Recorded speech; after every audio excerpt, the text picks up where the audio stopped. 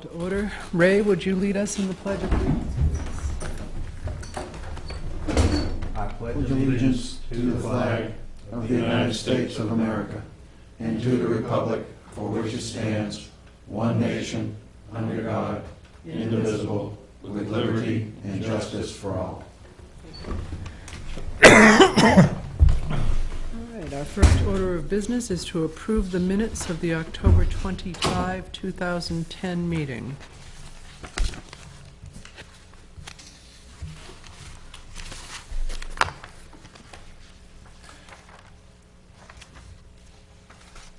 Make a motion that we approve the minutes of October 25th, 2010 as written.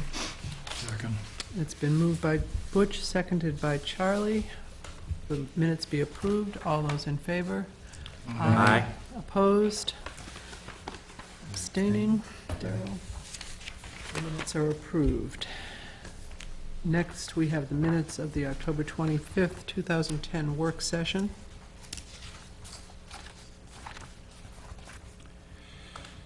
I move we approve the minutes of the October 25th work session. Second. It's been moved by Charlie, seconded by Butch. All those in favor? Aye. Opposed? Abstain? Those minutes are approved. Announcements. The Select Board will meet on the following dates. Regular meetings at 6 p.m. on Monday, November 22nd, 2010, and December 13th, 2010. Work review sessions prior to the regular meeting will start at 5 p.m. Work session meetings will also be held on an as-needed basis as determined by the Select Board members. There will be a public hearing regarding seasonal closure and posting of Class 6 roads on November 22, 2010 at 6:30 p.m. All of the above meetings will be held in the Town Hall unless otherwise posted. Town offices will be closed on Thursday, November 11, 2010 in observance of Veterans Day. The Veterans Day Parade and Ceremony will be held in Plymouth on Thursday, November 11, 2010. Lineup begins at 9:30 a.m. at the National Guard Armory, and the parade commences at 10 a.m. A ceremony honoring all veterans will be held on the lawn at the Town Hall. Refreshments will be served at the Legion Hall after the ceremony, and all are welcome. Weather observations for the month of October are available in the Town Hall. No agenda review, no updates. Any visitors?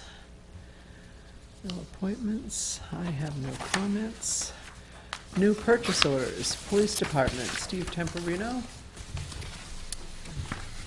IMC Solutions for IMC Mobile in the amount of $20,260. I think you have a copy of my memo and the PO. This is actually a carryover from last year. This is a project that we tried to complete last year. Ran into a lot of delays, primarily because of some security issues between the police department and the university. This project is going to allow police officers to get police data in their police cars. Right now, any police data internally in our system has to be relayed via radio. A dispatcher has to locate that information in a database and relay it, which is time-consuming. They also will be able to get state motor vehicle records checks, license checks, all in their car. Well, currently they're radioing them in. It's busy. It's complicated. So it will get a lot of information to the police officer quickly. Because of the wireless nature of this, and because we're linked with the university had a lot of security issues, as did the state, and it just took a long time for us to work out these security issues. They're worked out now. All we got to do now basically is get the software loaded into our vehicles and fire it up. So this is what that's for. And it's actually costing a couple $1,000s less than we carried over for the purpose. That's correct, but we did make some expenditures out of this line item for some hardware. Okay. For that, but it's within budget. Move that we approve the carryover for IMC Mobile for $20,260. Second. It's been moved by Daryl and seconded by Charlie that this carryover in the amount of $20,260 for IMC Mobile be approved. All those in favor? Aye. Opposed? Purchase order is approved. Now, there's a campus security, do they have anything like that in their vehicles? They don't. In fact, this will be an option that we'll be able to provide to our subscribers, which none of our subscribers currently have right now. It'll actually give us an edge when people are considering contracting with us. Currently, the Grafton County Sheriff's Department does allow, they call them MDTs, mobile data terminals. The Sheriff's Department does provide this service to their subscribers. We do not. So once this program is up and running, we can evaluate that with our subscribers, where if our subscribers want this service, we should think about how to implement that with our subscribers as well. So this will be a selling point in the future.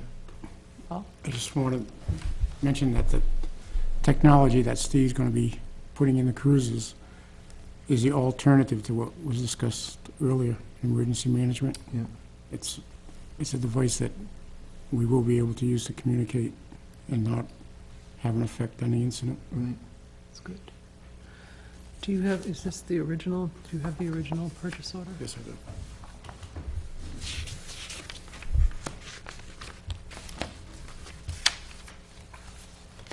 It's right there, Paul.